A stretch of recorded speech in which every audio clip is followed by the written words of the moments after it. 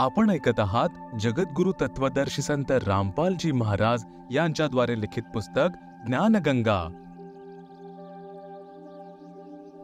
विष्णूचे आपले पिता म्हणजे काल ब्रह्म यांच्या प्राप्तीसाठी प्रस्थान आणि आईचा आशीर्वाद प्राप्त करणे।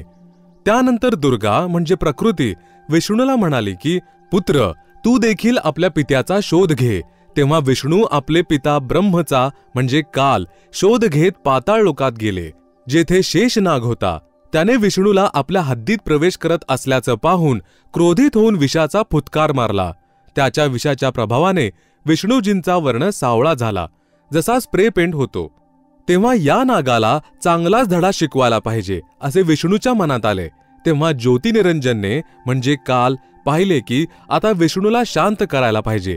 तेव्हा आकाशवाणी झाली की विष्णू आता तू आपल्या मातेकडे जा आणि जे काही घडले आहे त्याचे सत्य कथन कर। तसेच जो त्रास तुला शेषनागापासून झालेला आहे त्याचा प्रतिशोध तू द्वापार युगामध्ये घे। द्वापार युगामध्ये तू म्हणजे विष्णू कृष्ण अवतार धारण करशील आणि काली डोहात कालिंद्री नामक नाग शेषनागाचा अवतार होशील। ऊच होई के नीच सतावे ताकर ओवेल बदला मोही सो पावे। जो जीव देई पीर पुनी कहूं हम पुनी ओवेल दिवावे ताहूं। तेव्हा विष्णूजी मातेकडे आले आणि त्यांनी मला पित्याचे दर्शन झालेले नाही असे खरं खरं सांगितले। यावर आदिमाता म्हणजे प्रकृती अत्यंत प्रसन्न झाली आणि म्हणाली की पुत्र तू सत्यवादी आहेस। आता मी माझ्या शक्तीने तुझ्या पित्याशी भेट घालून देते, तुझ्या मनातील संशय नष्ट होईल। कबीर देख पुत्रा तो ही पिता भिटाऊं, तोरे मन का धोखा मिटाऊं। मन स्वरूप करता कह जानो, मनते दूजा और न मानो। स्वर्ग पाताल दौर मन केरा, मन अस्थिर मन अहे अनेरा। निरंकार मन ही को कहिए, मन की आस निष्दिन रहिए। देखूं पलटी शून्य मह ज्योति, जहां पर झिलमिल झालर होती। अशा प्रकारे माता म्हणजे अष्टांगी प्रकृतीने विष्णूला सांगितले की मन हेच जगाचा कर्ता आहे, हे ज्योतिनिरंजन आहे। ध्यानामध्ये ज्या 1000 ज्योती नजरेस पडतात तेच त्याचे रूप आहे। जो शंख घंटा इत्यादींचा नाद ऐकला तो महास्वर्गामध्ये निरंजन यांचा वाजत आहे। तेव्हा माता म्हणजे अष्टांगी प्रकृती म्हणाली की हे पुत्र तू सर्व देवतांचा शिरोमणी आहेस। तुझी प्रत्येक कामना आणि कार्य मी पूर्ण करेन। सर्व जगतामध्ये तुझी पूजा होईल। तू मला सर्व सत्य सांगितले आहेस। कालच्या 21 ब्रह्मांडातील प्राण्यांना एक विशेष सवय आहे की ते आपला व्यर्थ महिमा गातात। जसे दुर्गाजी श्री विष्णूजींना म्हणत आहे की तुझी जगामध्ये पूजा होईल, मी तुला तुझ्या पित्याचे दर्शन घडविले आहे। दुर्गेने केवळ प्रकाश दाखवून श्री विष्णूजी यांची दिशाभूल केली।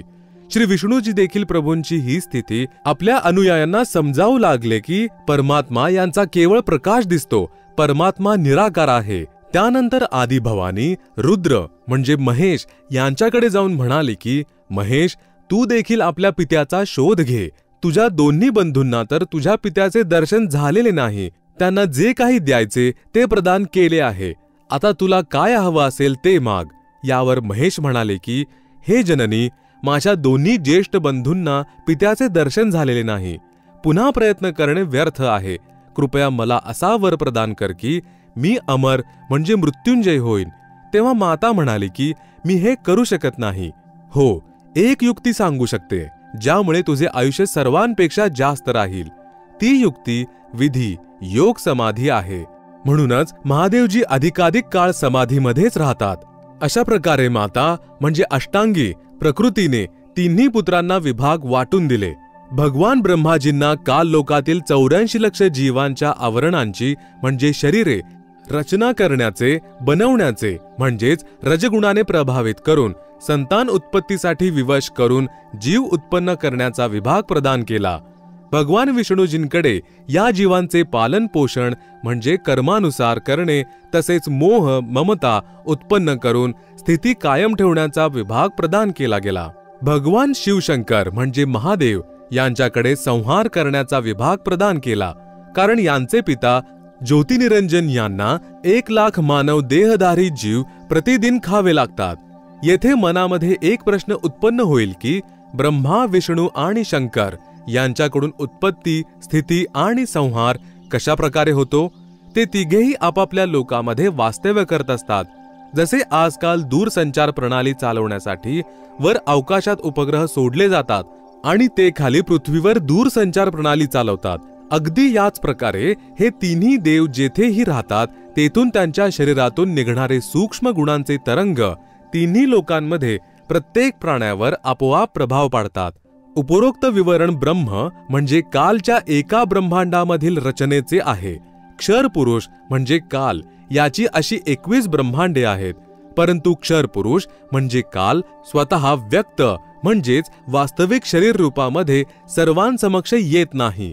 त्याच्याच प्राप्तीसाठी 3 देवांनाही म्हणजे ब्रह्माजी, विष्णूजी, शिवजी वेदांमधील वर्णित विधीनुसार खडतर साधना करूनही ब्रह्मचे म्हणजे काल दर्शन झाले नाही. नंतर ऋषींनी वेदांचे वाचन केले.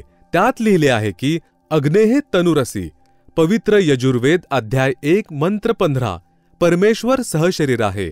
तसेच पवित्र यजुर्वेद अध्याय 5 मंत्र 1 मध्ये वर्णन आहे की अग्नेहे तनुरसी विष्णवे त्वा सोमस्य तनुरसी.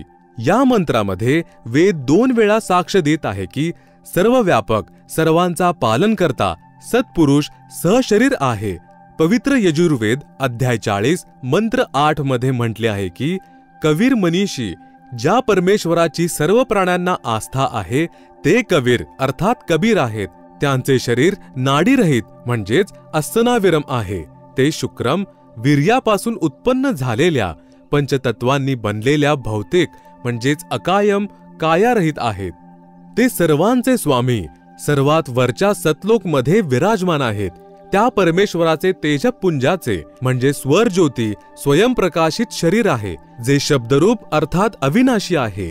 तेच कबीर देव म्हणजे कबीर परमेश्वर आहेत, जे सर्व ब्रह्मांडांची रचना करणारे म्हणजे वेदधाता, सर्व ब्रह्मांडाचे रचनाहार म्हणजे स्वयंभू, स्वतः प्रकट होणारे म्हणजे यथातथ्य अर्थान वास्तवात शाश्वत अविनाशी आहेत. गीता अध्याय 15 श्लोक 17 मध्येही याचे प्रमाण आहे. भावार्थ आहे की पूर्ण ब्रह्मच्या शरीराचे नाव कबीर म्हणजे कबीर देव आहे. त्या परमेश्वराचे शरीर नूर म्हणजे तेज तत्वाने बनलेले आहे. परमात्मा यांचे शरीर अतिसूक्ष्म आहे. ते त्याच साधकाला दिसते ज्याची दिव्य दृष्टी खुलली आहे. अशा प्रकारे जीवाचेही सूक्ष्म शरीर आहे, ज्यावर 5 तत्वांचे वेष्टन म्हणजे आवरण अर्थात पंचतत्वांची काया चढलेली आहे आणि ते मातापिता यांच्या संयोगाने शुक्रम वीर्याने बनलेले आहे. शरीराचा त्याग केल्यानंतरही जीवाचे सूक्ष्म शरीर सोबतच राहते. ते शरीर त्याच साधकाला दृष्टीस पडते ज्याची दिव्य दृष्टी खुललेली आहे. परमात्मा व जीव यांची स्थिती अशा प्रकारे समजून घ्यावी. वेदांमध्ये ओम नामाच्या स्मरणाचे प्रमाण आहे, जी केवळ ब्रह्मसाधना आहे. या उद्देशाने ओम नामाच्या जपास पूर्ण ब्रह्मचे मानून ऋषींनी देखील हजारो वर्षे हठयोग करून म्हणजे समाधी लावून प्रभूच्या प्राप्तीचे प्रयत्न केले, परंतु प्रभू दर्शन झाले नाही.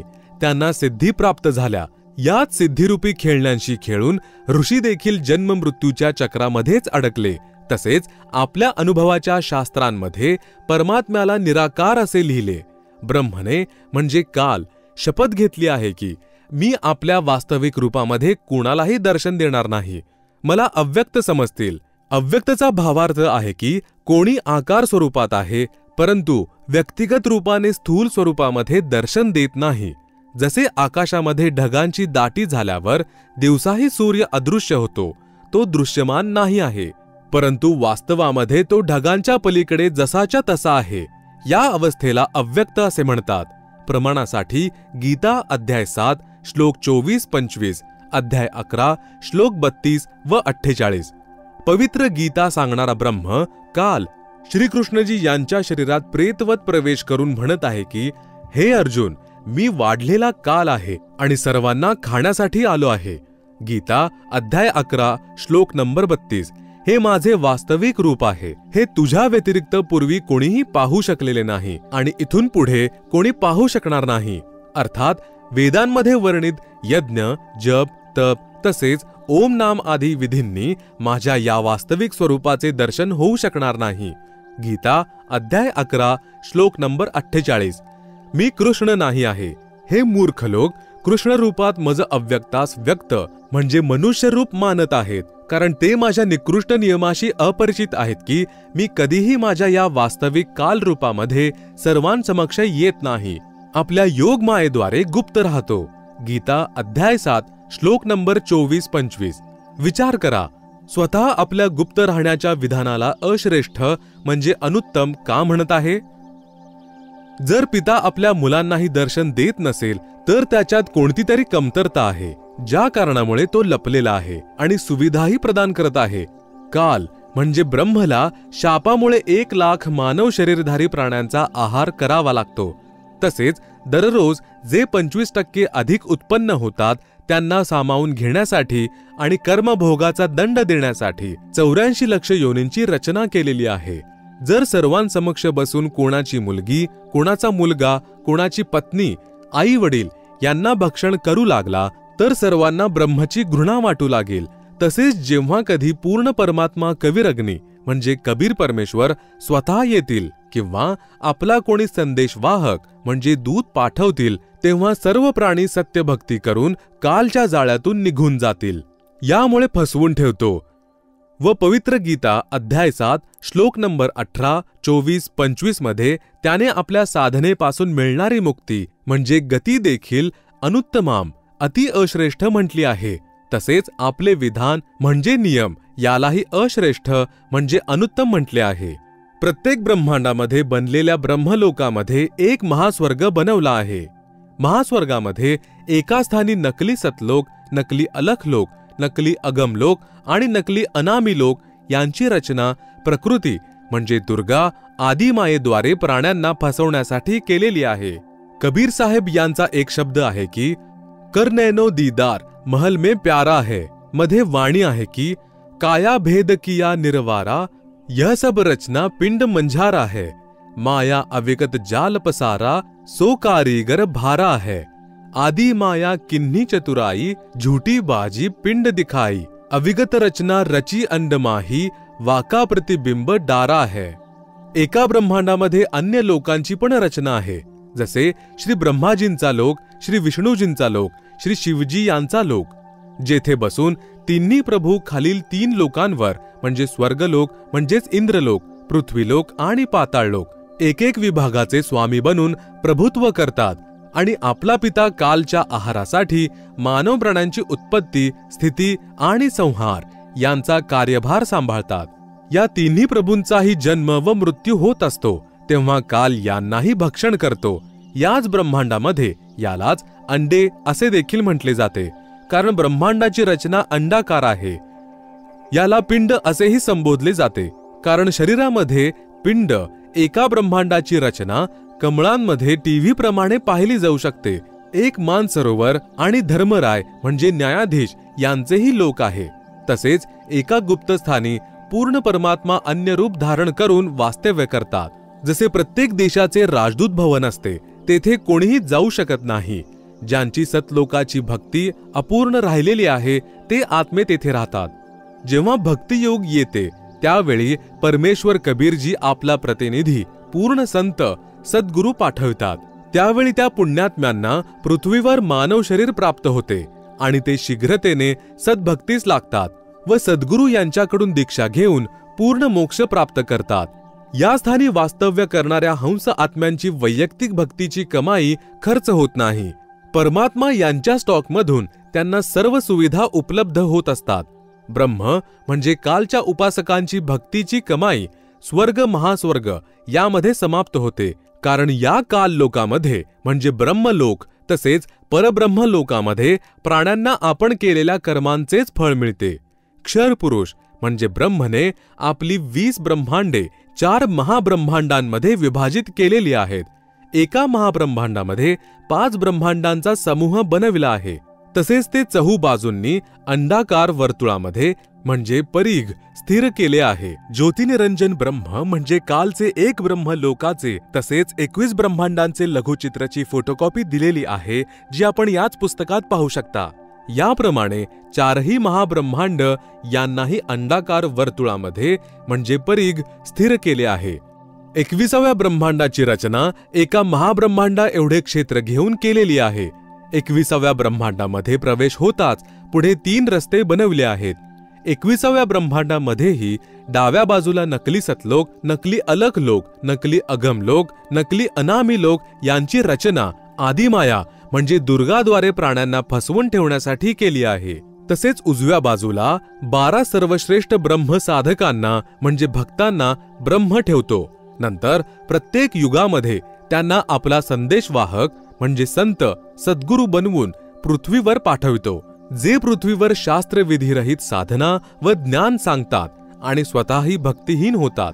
ते अनुयायांनाही कालच्या जाळ्यामध्ये फसवतात. नंतर ते गुरुजी व त्यांचे शिष्य दोघेही नरकामध्ये जातात. त्यानंतर पुढे एक मोठे कुलूप लावलेला आहे. तो रस्ता काल म्हणजे ब्रह्मच्या वैयक्तिक लोकात जातो, जेथे हा ब्रह्म म्हणजे काल आपल्या वास्तविक मानव सदृश काल रूपामध्ये राहतो. या स्थानावर एक दगडाचा तुकडा जो तव्याच्या आकाराचा म्हणजे चपाती भाजण्याच्या लोखंडाच्या गोल तव्यासारखा स्वप्रज्वलित असतो, ज्यावर 1,00,000 मानव शरीरधारी प्राण्यांचे सूक्ष्म शरीर भाजून त्यातून घाण काढून खातो. त्यावेळी सर्व प्राण्यांना अत्यंत पीडा सहन कराव्या लागतात आणि तेथे हाहाकार माजतो. काही कालावधीनंतर ते बेशुद्ध होतात. जीव मरत नाही. नंतर धर्मराय याच्या लोकामध्ये गेल्यावर कर्म आधारावर अन्य जन्म प्राप्त होतो. तसेच जन्म मृत्यूचा फेरा चालूच राहतो. वरील समोर लागलेले कुलूप ब्रह्म म्हणजे काल केवळ ज्यांचा आहार करायचा आहे त्या प्राण्यांसाठी काही क्षण उघडतो. पूर्ण परमात्मा यांच्या सत्यनाम व सारनाम यांनी हे कुलूप आपोआप उघडले जाते. असे हे काल म्हणजे ब्रह्मचे चक्रव्यूह स्वतः पूर्ण परमात्मा कबीरदेव म्हणजे कबीर साहेब यांनी आपला भक्त धर्मदासजी यांना समजावून सांगितले.